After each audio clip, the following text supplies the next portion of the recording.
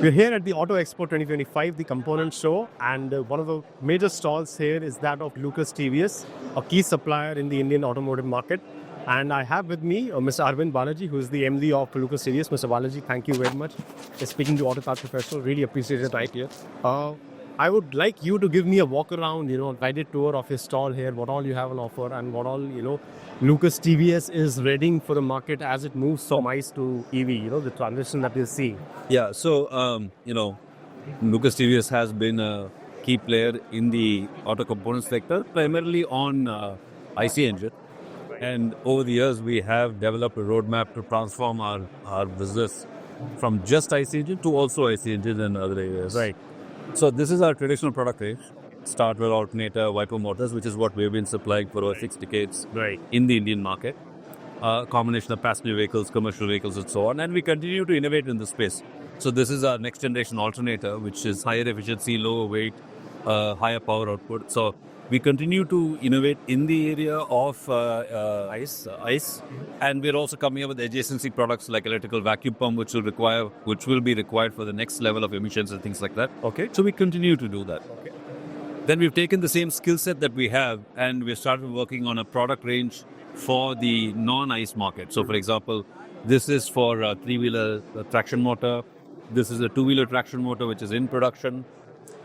This is going to lawn and garden. Even globally, even lawn and garden segments are moving to electric. So we just started supplying this to lawn and garden equipment. Okay. E-rickshaw market, and so on and so forth. Okay. We're also doing this. This goes into a e-bus AC compressor. It's a high voltage motor that we just started supplying again for the e-buses, where we'll be supplying this motor that drives the compressor for the AC. Right. So we've developed a range of products using the basic competence that we had to get into areas of electrification and e-ancillaries, I guess, call it, so that we have that stuff. Understood. Right. So which markets are you supplying this? This is North America. North America. The rest is India. Right. And we'll go to Europe eventually. So the OEMs that are buying this from you? I don't mention customer names usually, so sure.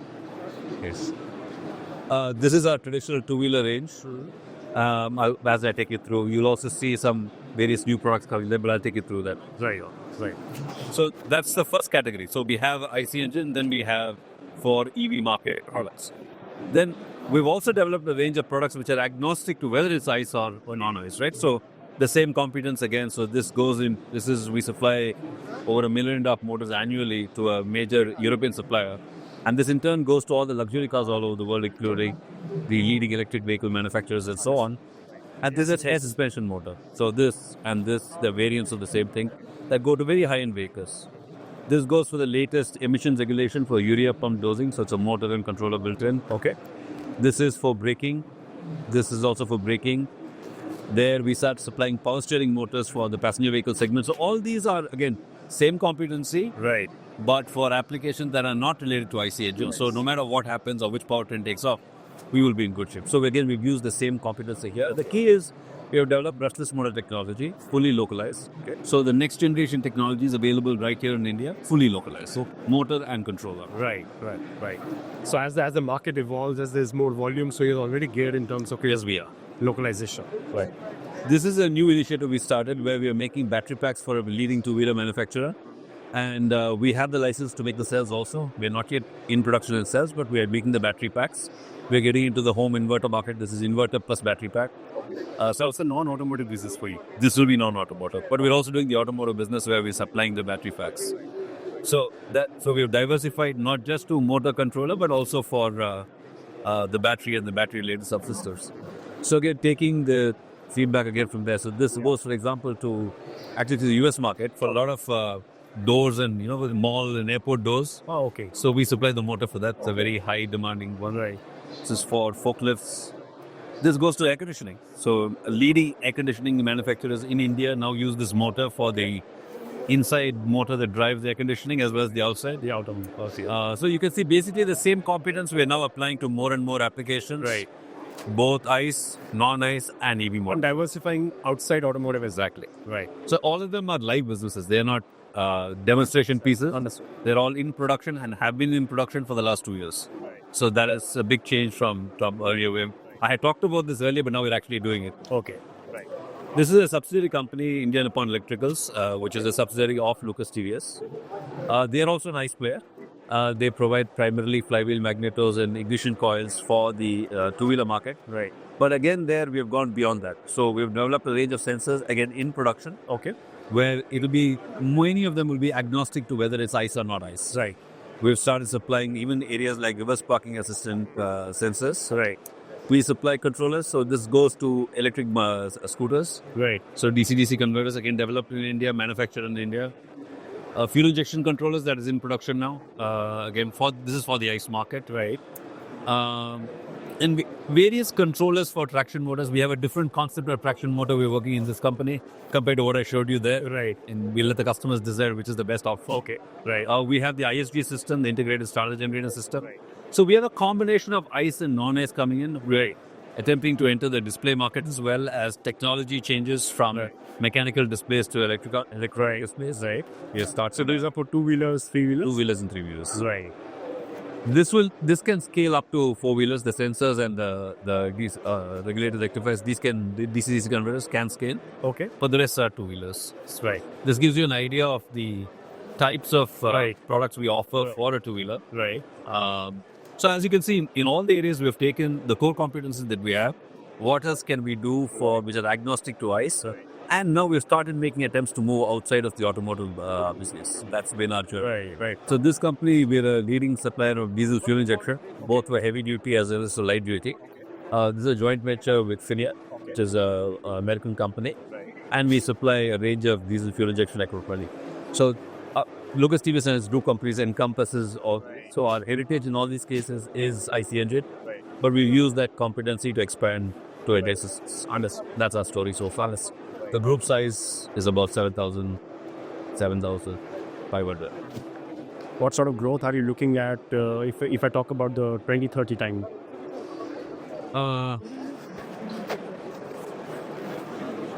We will grow faster than market for sure. I think the way I'd like to position these things is we are growing, we're gaining market share, we're expanding into new product areas, our exports are growing quite well. Okay. So I think I don't look at it so much as a target result. As long as we're expanding our share in introducing new products, I think the numbers will right. How much do exports contribute to your overall revenues? So it depends. So this is a JV company, so that'll be all domestic. Right. There it'll be about close to 20%. 20%. This Lucas TVS will be about Right. You want to take it forward? I mean, you want to grow 100%. I think today we are finding our export business growing faster than our domestic business. But that's also because the Indian domestic market, except for the two-wheeler this year, has not grown as fast. So I don't look at any... We are also growing exports, we are also growing domestic, and we are trying to gain share as much as possible in everything. Right. And if I talk to you about the domestic market, so what do you think are going to be the key levers that are going to be, the reason for your growth in the coming years? I think, different segments have different stories, right? I think two-wheeler, we're now starting to see some nice growth in the market after a few years of slowdown. Probably the rural replenishment cycle is coming into gear. We've unfortunately not seen commercial vehicles growing, but I think it will have to come. I think as the government invests in infra, there is no reason why it won't come. Maybe there'll be some discussions in the four-whiller space, whether it's EV or ICE, and everybody's trying to offer all solutions to the customers. Right. But I expect a high single-digit growth rate. That's the kind of projection I see in the next few years. Okay. That's our expectation. If it goes better, good for all of us. But just given all the headwinds, geopolitical headwinds and all those things, I think that's the kind of numbers that we could see mid to high single-digit growth. Right. And would that also entail you to expand in terms of your capacity, your resources? Yes. I think we're at we're investing in ICE business. We're investing in the non-ICE business also. Right. I think we're coming to the upper ends of our capacity limitation, so we are expanding. Right. But it's an interesting expansion is we have to learn to operate within the same locations because otherwise it becomes very difficult to manage the variety. So we're trying to figure out what's the right optimal manufacturing equipment for us. So then in that sense, are you going to tap into more technology to increase your efficiency so that you're able to leverage more? Yeah, consolidate, reduce varieties. There are a lot of other ways to also reduce complexity. So I think we'll be doing that. Right. And if I talk about specifically about, the EV focus components that you've showcased here, So when do you see those components bringing a substantial amount of revenue to your overall turnover? It really depends on the market. I think we've done the right things. We've got the business now. I still think ICE will contribute a much bigger portion of the revenue, just given the proportion mix between ICE vehicles in the market and EV vehicles in the market. So it will be a function of the market itself. So I know everybody's projecting 2030 what will happen, but I'm not sure I'm ready to take such a strong view on anything right now. I mean, we've seen in Europe, many people took a very strong view, and now the actual reality has not married that. Right. So we are taking a strategy where ICE for ICE, EV for EV, non-ICE for non-ICE. Each business being invested and grown on its own. Right. That's how we're doing our business. So you're going to take a very pragmatic approach to all these different... I'm not trying to choose one over the other. Customers will decide what is right for them. We will make the options available. Right. And we'll try to grow. So we are diversified. We are expanding our product range. So in case the acceleration is more, we'll be ready there also. But in case it's not, we'll be ready there also. So I don't want to take a hard and fast rule. Right. If you could also talk to me about your development capabilities in India and what's the investment roadmap if we talk about specifically on R&D. See, we have, in our group, we have close to 500 engineers working in 1, 2, 3, 4, 5 engineering centers. And it has been the bedrock of our group's fundamental capability. Except in the fuel injection where we rely on technology coming from a joint venture partner. Right. All of the technology is developed by us in-house in India. Right. We spend anywhere from 2 to 3% of our sales on R&D. And now we're trying to also see whether we can make investments outside India to get knowledge from outside. Okay. So we're quite pragmatic about where we get information from. Right. I expect our R&D investment to start being meaningful now, not just in the core product areas, but also the area of software. We're making some investments in software because that's the area where I feel the delta value addition becomes much, much more. Right. Many of our products lend themselves to having software encoded inside because brushless motors require controllers. True. And I think that's where we can learn to start differentiating ourselves, and that's the move we're making now. Okay. So So smart products. I mean, right. Everybody says that, but because our motors have a controller attached to it, there is a sensing motor controller element to it. That's where we hope to differentiate ourselves in the coming years. And eventually you offer a system to the OEM, not just the components, right? I think the very practical call we're taking is we're not betting on any one segment to beat another segment. Right. We've developed a strategy that makes us agnostic as possible to the market trends. Right. We have tried to stay true to our core competency of mechatronics and added a layer of software. Right. And that opens up opportunities within automotive, within tier 2 and outside automotive. Right. So we've tried to be, in my view, as practical as possible to handle a very uncertain situation. Right.